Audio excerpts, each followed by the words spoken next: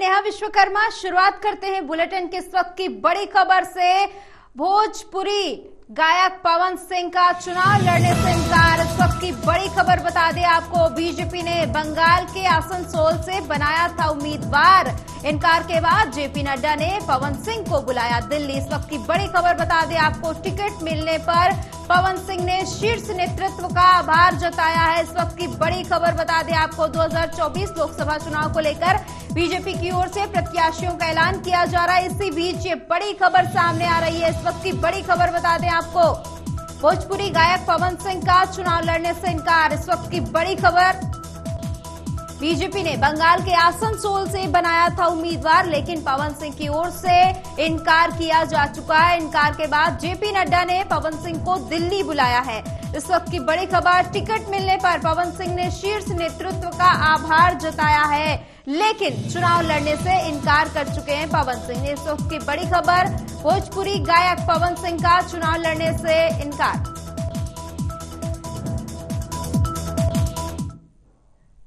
खबर पर ज्यादा जानकारी के लिए जितेंद्र प्रताप सिंह पॉलिटिकल एडिटर जुड़ चुके हैं। जितेंद्र प्रताप जी, किस तरह से इसको देखा जाए, क्योंकि पवन सिंह ने आसनसोल से लड़ने से इनकार कर दिया है, जेपी नड्डा ने दिल्ली भी बुला लिया है। बिल्कुल, कल ही भारतीय जनता पार्टी की ओर से लगभग कई सारे उम्मीदवारों की घोषणा जो है की गई थी। उसी में पश्चिम बंगाल के आसनसोल से पवन सिंह को बीजेपी ने अपना उम्मीदवार बनाया था जी। लेकिन 24 घंटे के बाद ही पवन सिंह ने आसनसोल से चुनाव लड़ने से साफ मना कर दिया है। उनका कहना है कि मैं किसी कारणवश आसनसोल से चुनाव नहीं लड़ पाऊंगा। अब एग्जैक्ट रीजन उसका क्या है, मुख्य कारण उसका क्या है, अभी उन्होंने स्पष्ट नहीं किया है, लेकिन उन्होंने एक ट्वीट करके इस बात की जानकारी दी है कि पार्टी ने उन्हें उम्मीदवार बनाया था आसनसोल से, मगर किसी कारणवश आसनसोल चुनाव नहीं लड़ पाऊंगा। इसके पीछे मुख्य वजह ये हो सकता है कि वो बिहार के आरा से चुनाव लड़ने की सोच रहे हैं, क्योंकि पहले भी कई बार कह चुके हैं कि वो अपने स्थानीय जो लोकसभा सीट है उससे वो चुनाव लड़ेंगे, क्योंकि उनको लगता है कि उनका जो कास्ट वोट है उसका भी उसका फायदा मिलेगा, और साथ ही साथ जो उनके जो भोजपुरी जो उनके फैन फॉलोवर है उसका भी उसका लाभ उनको मिल सकता है, और अपने ही क्षेत्र में अपनी दबदबा कायम रखना चाहते हैं पवन सिंह। शायद ये मुख्य वजह हो सकता है जिसकी वजह से उन्होंने अभी फिलहाल आसनसोल सीट पर चुनाव लड़ने से इनकार किया है।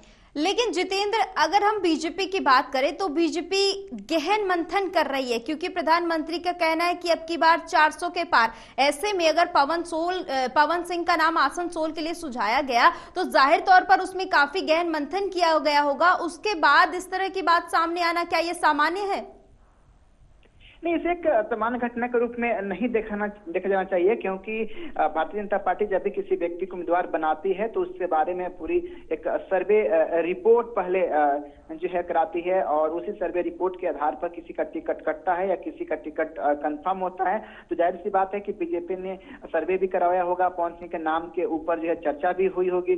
लेकिन इससे पहले बीजेपी ने उसी आसनसोल से बाबुल सुप्रियो को टिकट दिया था, और बाबुल सुप्रियो वहां से विजयी हुए थे, लेकिन बाद में उन्होंने बाबुल सुप्रियो ने इस्तीफा दे करके और तृणमूल कांग्रेस में शामिल हो गए थे। उस वक्त से टीएमसी ने वहां से शत्रुघ्न सिन्हा को उम्मीदवार बनाया हुआ है। तो हो सकता है कि पवन सिंह को लग रहा हो कि उनका अपना स्टेट नहीं है, और थोड़ा सा भाषाई अंतर भी वहां पर पड़ता है, क्योंकि बंगाल उनका एरिया है, और साथ साथ जो है इसमें एक और बड़ी बात है कि शत्रुघ्न सिन्हा का और टीएमसी का वहां पे थोड़ा सा प्रभाव है।